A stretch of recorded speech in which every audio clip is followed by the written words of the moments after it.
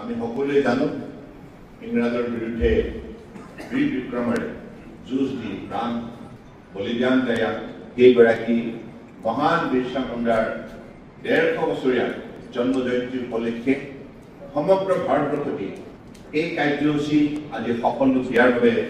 ভাৰতবৰ্ষৰ জনগণ আমি সকলোৱে প্ৰত্যক্ষ কৰিছোঁ।